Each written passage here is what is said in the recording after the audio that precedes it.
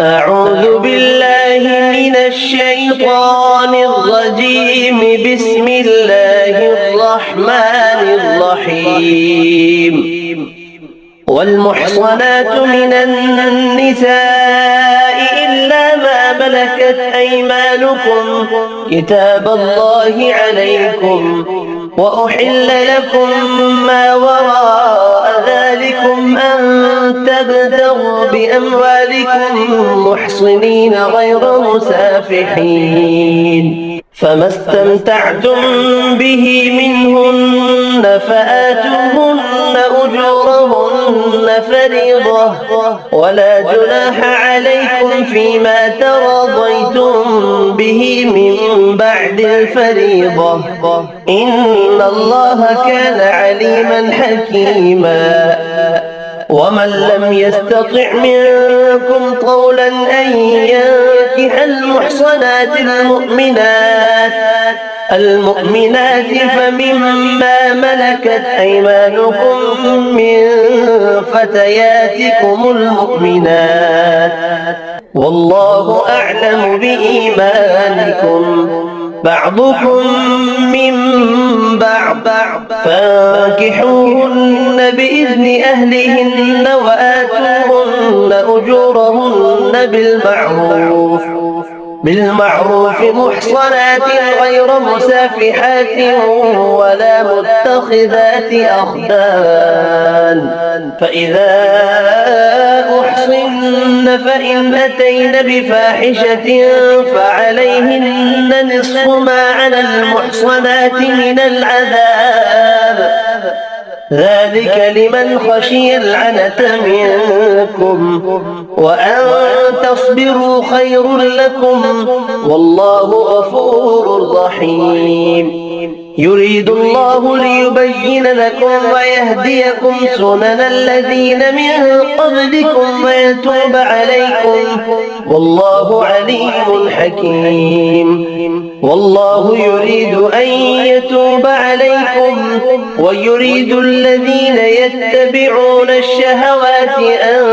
تميلوا ميلا عظيما. يريد الله أن يخفف عنكم وخلق الإنسان ضعيفا. يا أيها الذين آمنوا لا تأكلوا أموالكم بينكم بالباطل إلا أن تكون تجارة عن تراض منكم، ولا تقتلوا أنفسكم إن الله كان بكم رحيما. ومن يفعل ذلك عدوانا وظلما فسوف نصليه نارا، وكان ذلك على الله يسيرا. إن تجتنبوا كبائر ما تنهون عنه نكفر عنكم سيئاتكم وندخلكم مدخلا كريما. ولا تتمنوا ما فضل الله به بعضكم على بعض، للرجال نصيب مما اكتسبوا وللنساء نصيب مما اكتسبن، واسألوا الله من فضله إن الله كان بكل شيء عليما. ولكل جعلنا موالي مما ترك الوالدان والأقربون والذين عقدت أيمانكم فآتوهم نصيبهم، إن الله كان على كل شيء شهيدا. الرجال قوامون على النساء بما فضل الله بعضهم على بعض وبما أنفقوا من أموالهم، فالصالحات قانتات حافظات للغيب بما حفظ الله، واللاتي تخافون نشوزهن فعظوهن واهجروهن واهجروهن في المضاجع واضربوهن فإن أطعنكم فلا تبغوا عليهن سبيلا إن الله كان عليا كبيرا وإن خفتم شقاق بينهما فابعثوا حكما من أهله وحكما من أهلها إن يريدا إصلاحا يوفق الله بينهما إن الله كان عليما خبيرا واعبدوا الله ولا تشركوا به شيئا وبالوالدين إحسانا وبذي القربى واليتامى والمساكين والجار ذي القربى والجار الجنب والصاحب بالجنب وابن السبيل وما ملكت أيمانكم إن الله لا يحب من كان مختالا فخورا الذين يبخلون ويأمرون الناس بالبخل ويكتمون ما آتاهم الله من فضله وأعتدنا للكافرين عذابا مهينا والذين ينفقون أموالهم رئاء الناس ولا يؤمنون بالله ولا باليوم الآخر ومن يكن الشيطان له قرينا فساء قرينا وماذا عليهم لو آمنوا بالله واليوم الآخر وأنفقوا مما رزقهم الله وكان الله بهم عليما إن الله لا يظلم مثقال ذرة وإن تك حسنة يضاعفها ويؤت من لدنه أجرا عظيما فكيف إذا جئنا من كل أمة بشهيد وجئنا بك على هؤلاء شهيدا يومئذ يود الذين كفروا وعصوا الرسول لو تسوى بهم الأرض ولا يكتمون الله حديثا يا أيها الذين آمنوا لا تقربوا الصلاة وأنتم سكارى حتى تعلموا ما تقولون ولا جنبا إلا عابري سبيل حتى تغتسلوا وإن كنتم مرضى أو على سفر أو جاء أحد منكم من الغائط أو لامستم النساء فلم تجدوا ماء فتيمموا صعيدا طيبا فامسحوا بوجوهكم وأيديكم إن الله كان عفوا غفورا ألم تر إلى الذين أوتوا نصيبا من الكتاب يشترون الضلالة ويريدون أن تضلوا السبيل والله أعلم بأعدائكم وكفى بالله وليا وكفى بالله نصيرا من الذين هادوا يحرفون الكلم عن مواضعه ويقولون سمعنا وعصينا واسمع غير مسمع وراعنا ليا بألسنتهم بطعنا في الدين ولو أنهم قالوا سمعنا وأطعنا واسمع وانظرنا لكان خيرا لهم وأقوم ولكن لعنهم الله بكفرهم فلا يؤمنون إلا قليلا يا أيها الذين أوتوا الكتاب آمنوا بما نزلنا مصدقا لما معكم من قبل أن نطمس وجوها فنردها على أدبارها أو نلعنهم كما لعنا أصحاب السبت وكان أمر الله مفعولا إن الله لا يغفر أن يشرك به ويغفر ما دون ذلك لمن يشاء ومن يشرك بالله فقد افترى إثما عظيما ألم تر إلى الذين يزكون أنفسهم بل الله يزكي من يشاء ولا يظلمون فتيلا انظر كيف يفترون على الله الكذب وكفى به إثما مبينا ألم تر إلى الذين أوتوا نصيبا من الكتاب يؤمنون بالجبت والطاغوت ويقولون للذين كفروا هؤلاء أهدى من الذين آمنوا سبيلا أولئك الذين لعنهم الله ومن يلعن الله فلن تجد له نصيرا أم لهم نصيب من الملك فإذا لا يؤتون الناس نقيرا أم يحسدون الناس على ما آتاهم الله من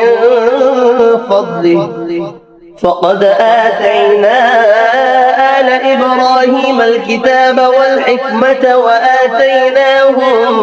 ملكا عظيما فمنهم من آمن به ومنهم من صد عنه وكفى بجهنم سعيرا إن الذين كفروا بآياتنا سوف نصليهم نارا كلما نضجت جلودهم بدلناهم جلودا غيرها ليذوقوا العذاب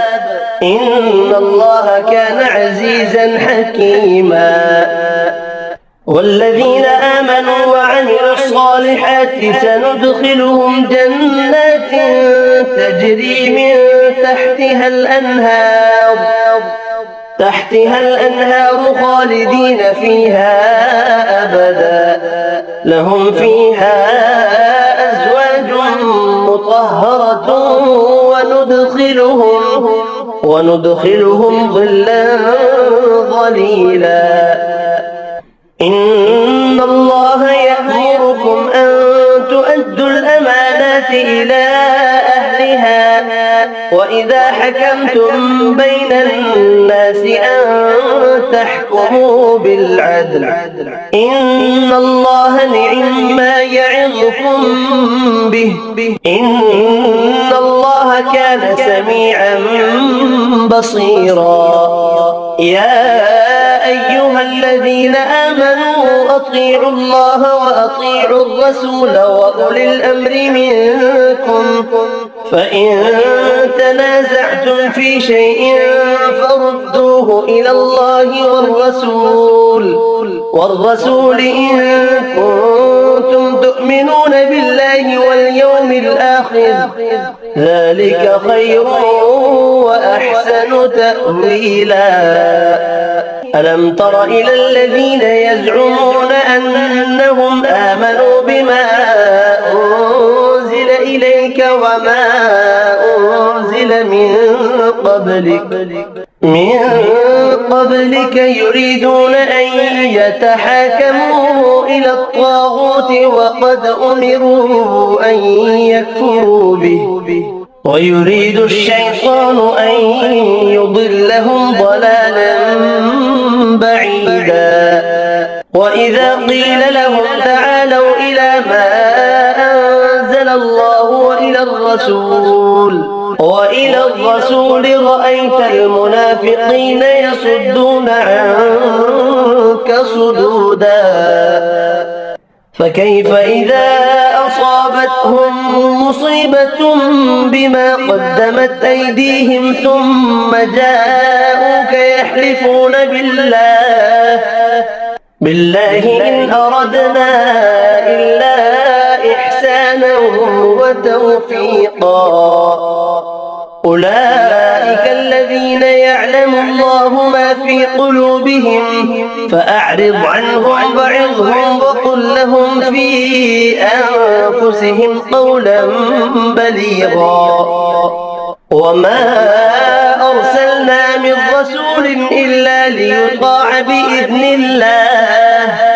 ولو أنهم إذ ظلموا أنفسهم جاءوك فاستغفروا الله واستغفر لهم الرسول لوجدوا الله توابا رحيما. فلا وربك لا يؤمنون حتى يحكموك فيما شجر بينهم ثم لا يجدوا في أنفسهم حرجا مما قضيت ويسلموا تسليما. ولو أنا كتبنا عليهم أن اقتلوا أنفسكم أو اخرجوا من دياركم ما فعلوه إلا قليل منهم ولو أنهم فعلوا ما يوعظون به لكان خيرا لهم وأشد تثبيتا. وإذا لآتيناهم من لدنا أجرا عظيما ولهديناهم صراطا مستقيما. ومن يطع الله والرسول فأولئك مع الذين أنعم الله عليهم من النبيين والصديقين والشهداء والصالحين وحسن أولئك رفيقا. ذلك الفضل من الله وكفى بالله عليما. يا أيها الذين آمنوا خذوا حذركم فانفروا ثبات أو انفروا جميعا وإن منكم لمن ليبطئن فإن أصابتكم مصيبة قال قد أنعم الله علي إذ لم أكن معهم شهيدا ولئن أصابكم فضل من الله ليقولن كأن لم تكن بينكم وبينه مودة يا ليتني كنت معهم فأفوز فوزا عظيما. فليقاتل في سبيل الله الذين يشرون الحياة الدنيا بالآخرة ومن يقاتل في سبيل الله فيقتل أو يغلب فسوف نؤتيه أجرا عظيما. وما لكم لا تقاتلون في سبيل الله والمستضعفين من الرجال والنساء والولدان الذين يقولون ربنا أخرجنا من هذه القرية الظالم أهلها واجعل لنا من لدنك وليا واجعل لنا من لدنك نصيرا. الذين آمنوا يقاتلون في سبيل الله والذين كفروا يقاتلون في سبيل الطاغوت فقاتلوا أولياء الشيطان إن كيد الشيطان كان ضعيفا. ألم تر إلى الذين قيل لهم كفوا أيديكم وأقيموا الصلاة وآتوا الزكاة فلما كتب عليهم القتال إذا فريق منهم يخشون الناس كخشية الله أو أشد خشية وقالوا ربنا لم كتبت علينا القتال لولا أخرتنا إلى أجل قريب قل متاع الدنيا قليل والآخرة خير لمن اتقى ولا تظلمون فتيلا أينما تكونوا يدرككم الموت ولو كنتم في بروج مشيدة وإن تصبهم حسنة يقولوا هذه من عند الله وإن تصبهم سيئة يقولوا هذه من عندك قل كل من عند الله فما لهؤلاء القوم لا يكادون يفقهون حديثا ما أصابك من حسنة فمن الله وما أصابك من سيئة فمن نفسك وأرسلناك للناس رسولا وكفى بالله شهيدا من يطع الرسول فقد أطاع الله ومن تولى فما أرسلناك عليهم حفيظا ويقولون طاعة فإذا برزوا من عندك بيت طائفة منهم غير الذي تقول والله يكتب ما يبيتون فأعرض عنهم وتوكل على الله وكفى بالله وكيلا أفلا يتدبرون القرآن ولو كان من عند غير الله لوجدوا فيه اختلافا كثيرا وإذا جاءهم أمر من الأمن أو الخوف أذاعوا به ولو ردوه إلى الرسول وإلى أولي الأمر منهم لعلمه الذين يستنبطونه منهم ولولا فضل الله عليكم ورحمته لاتبعتم الشيطان إلا قليلا فقاتل في سبيل الله لا تكلف إلا نفسك وحرض المؤمنين عسى الله أن يكف بأس الذين كفروا والله أشد بأسا وأشد تنكيلا من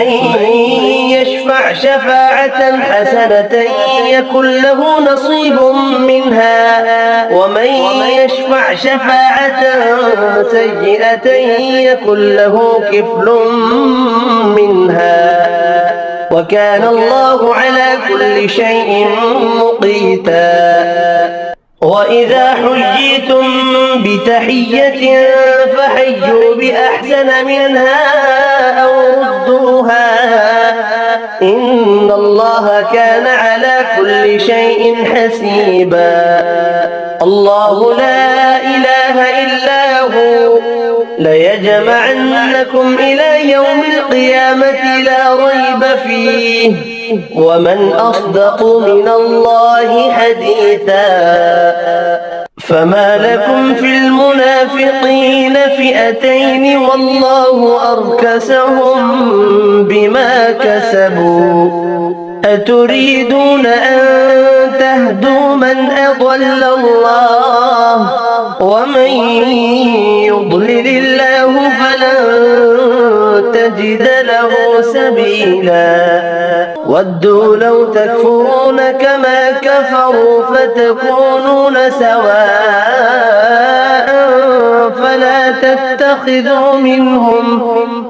فلا تتخذوا منهم أولياء حتى يهاجروا في سبيل الله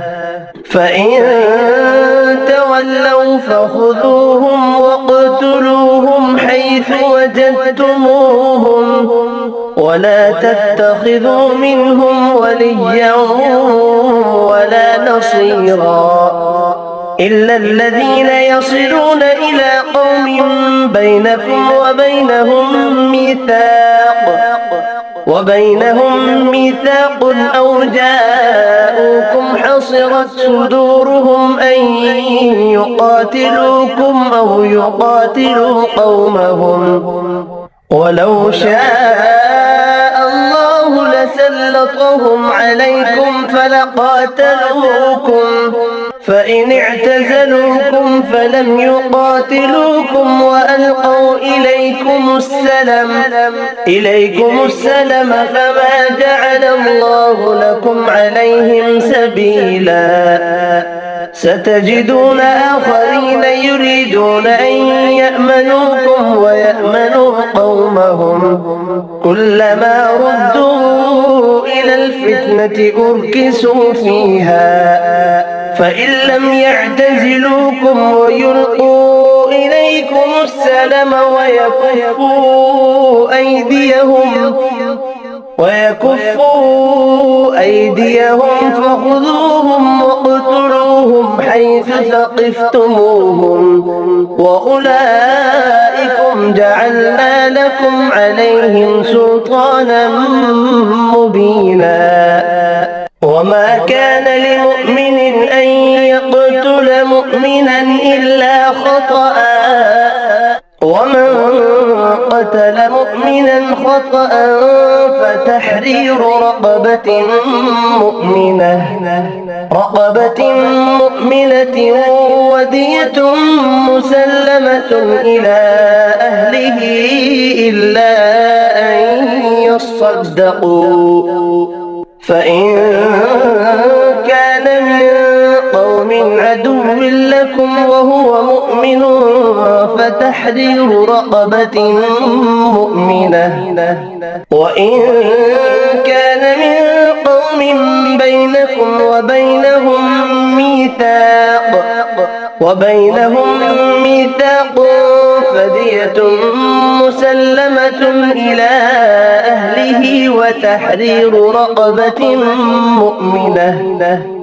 فمن لم يجد فصيام شهرين متتابعين توبة من الله وكان الله عليما حكيما ومن يقتل مؤمنا متعمدا فجزاؤه جهنم خالدا فيها وغضب الله عليه ولعنه وأعد له عذابا عظيما يا أيها الذين آمنوا إذا ضربتم في سبيل الله فتبينوا ولا تقولوا لمن ألقى إليكم السلام لست مؤمنا تبتغون عرض الحياة الدنيا فعند الله مغانم كثيرة كذلك كنتم من قبل فمن الله عليكم فتبينوا إن الله كان بما تعملون خبيرا لا يستوي القاعدون من المؤمنين غير أولي الضرر والمجاهدون في سبيل الله بأموالهم وأنفسهم فضل الله المجاهدين بأموالهم وأنفسهم على القاعدين درجة وكلا وعد الله الحسنى وفضل الله المجاهدين على القاعدين أجرا عظيما درجات منه ومغفرة ورحمة وكان الله غفورا رحيما إن الذين توفاهم الملائكة ظالمي أنفسهم قالوا فيم كنتم قالوا كنا مستضعفين في الأرض قالوا ألم تكن أرض الله واسعة فتهاجروا فيها فأولئك مأواهم جهنم وساءت مصيرا إلا المستضعفين من الرجال والنساء والولدان لا يستطيعون حيلة ولا يهتدون سبيلا فأولئك عسى الله أن يعفو عنهم وكان الله عفوا غفورا ومن يهاجر في سبيل الله يجد في الأرض مراغما كثيرا وسعة ومن يخرج من بيته مهاجرا إلى الله ورسوله ثم يدركه الموت فقد وقع أجره على الله وكان الله غفورا رحيما وإذا ضربتم في الأرض فليس عليكم جناح أن تقصروا من الصلاة إن خفتم أن يفتنكم الذين كفروا إن الكافرين كانوا لكم عدوا مبينا وإذا كنت فيهم فأقمت لهم الصلاة فلتقم طائفة منهم معك وليأخذوا أسلحتهم فإذا سجدوا فليكونوا من ورائكم ولتأت طائفة أخرى لم يصلوا فليصلوا معك وليأخذوا حذرهم وأسلحتهم ود الذين كفروا لو تغفلون عن أسلحتكم وأمتعتكم فيميلون عليكم ميلة واحدة ولا جناح عليكم إن كان بكم أذى من مطر أو كنتم مرضى أن تضعوا أسلحتكم وخذوا حذركم إن الله أعد للكافرين عذابا مهينا فإذا قضيتم الصلاة فاذكروا الله قياما وقعودا وعلى جنوبكم فإذا اطمأننتم فأقيموا الصلاة إن الصلاة كانت على المؤمنين كتابا موقوتا ولا تهنوا في ابتغاء القوم إن تكونوا تألمون فإنهم يألمون كما تألمون وترجون من الله ما لا يرجون وكان الله عليما حكيما إنا أنزلنا إليك الكتاب بالحق لتحكم بين الناس بما أراك الله ولا تكن للخائنين خصيما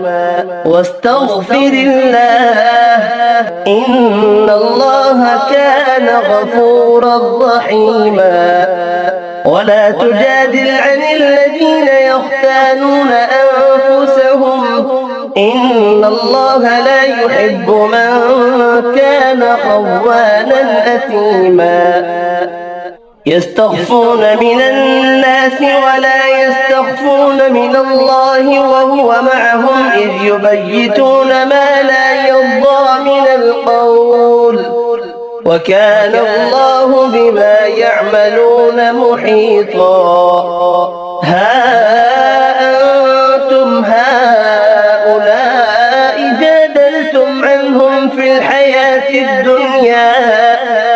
فمن يجادل الله عنهم يوم القيامة أم من يكون عليهم وكيلا ومن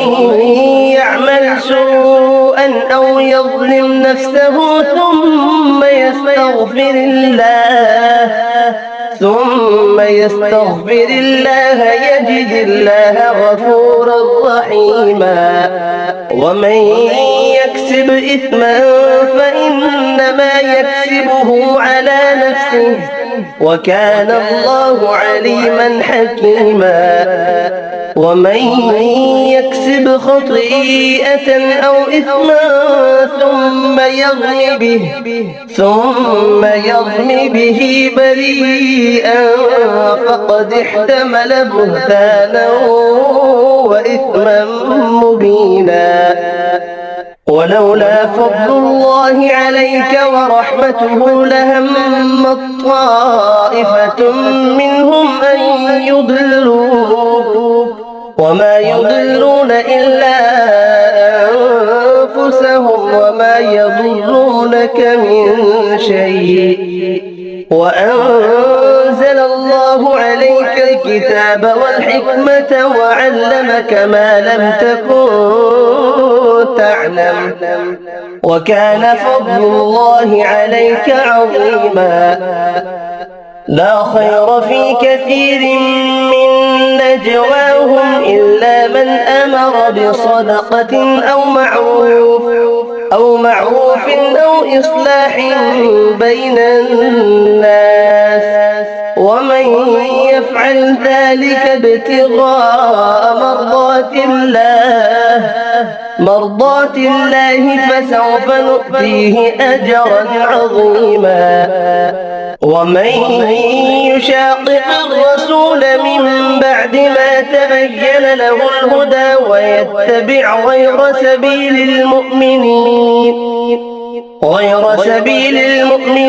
نوله ما تولى ونصله جهنم وساءت مصيرا إن الله لا يغفر أن يشرك به ويغفر ما دون ذلك لمن يشاء ومن يشرك بالله فقد ضل ضلالا بعيدا إن يدعون من دونه إلا إناثا وإن يدعون إلا شيطانا مريدا لعنه الله وقال لأتخذن من عبادك نصيبا مفروضا ولأضلنهم ولأمنينهم ولآمرنهم فليبتكن آذان الأنعام ولآمرنهم فليغيرن خلق الله ومن يتخذ الشيطان وليا من دون الله فقد خسر خسرانا مبينا يعدهم ويمنيهم وما يعدهم الشيطان إلا غرورا أولئك مأواهم جهنم ولا يجدون عنها محيصا والذين آمنوا وعملوا الصالحات سندخلهم جنات تجري من تحتها فيها الأنهار خالدين فيها أبدا وعد الله حقا ومن أصدق من الله قيلا ليس بأمانيكم ولا أماني أهل الكتاب من يعمل سوءا يجز به ولا يجد له من دون الله وليا ولا نصيرا ومن يعمل من الصالحات من ذكر أو أنثى وهو مؤمن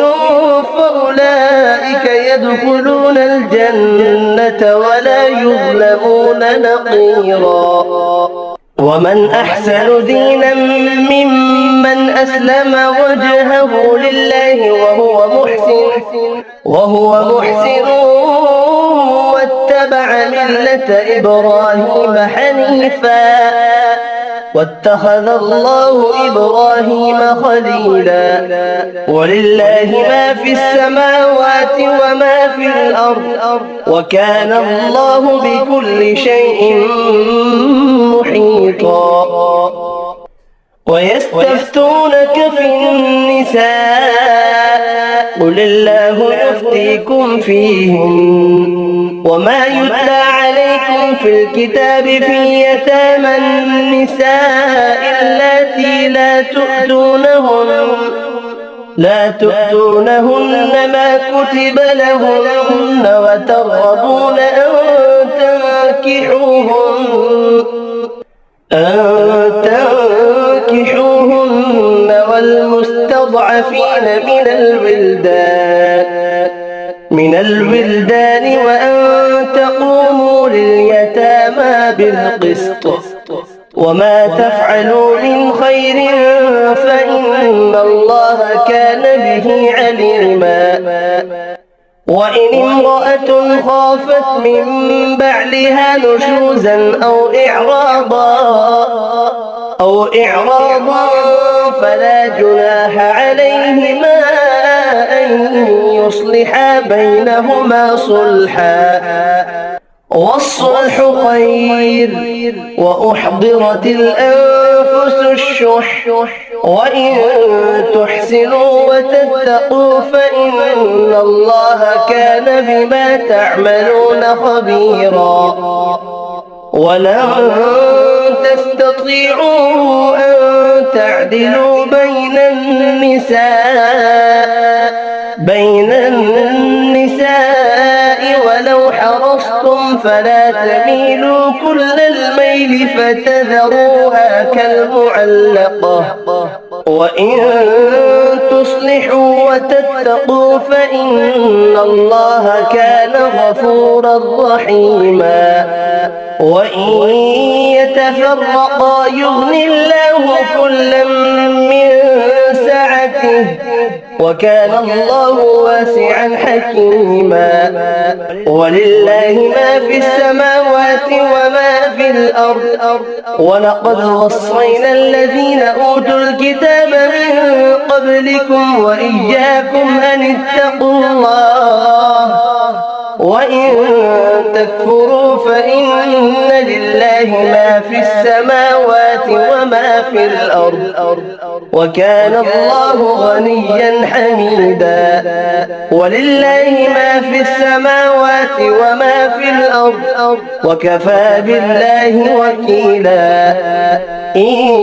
يشأ يذهبكم أيها الناس ويأتي بآخرين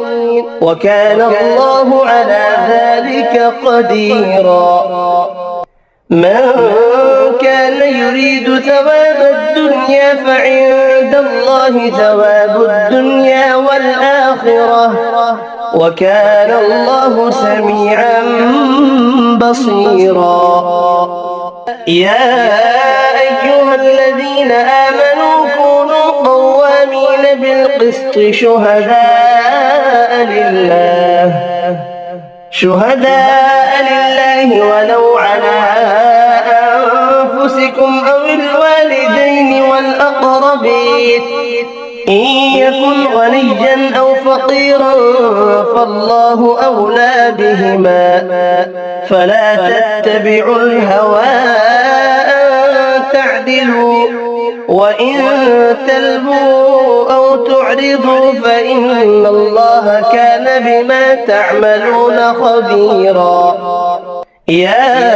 أيها الذين آمنوا بالله ورسوله والكتاب الذي نزل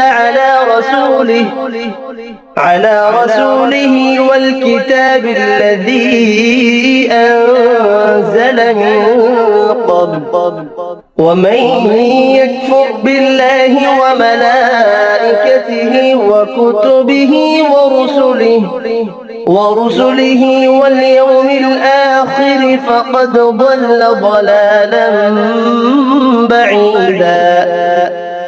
إن الذين آمنوا ثم كفروا ثم آمنوا ثم كفروا ثم ازدادوا كفرا لم يكن الله ليغفر لهم ولا ليهديهم سبيلا. بشر المنافقين بأن لهم عذابا أليما.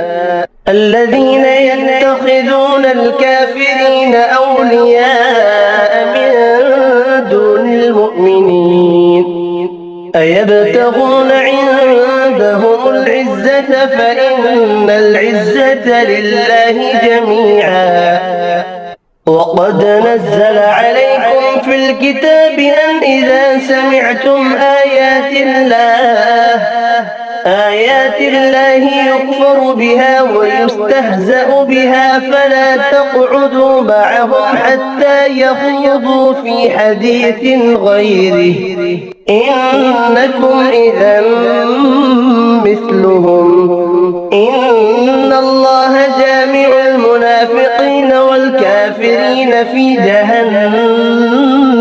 جميعا. الذين يتربصون بكم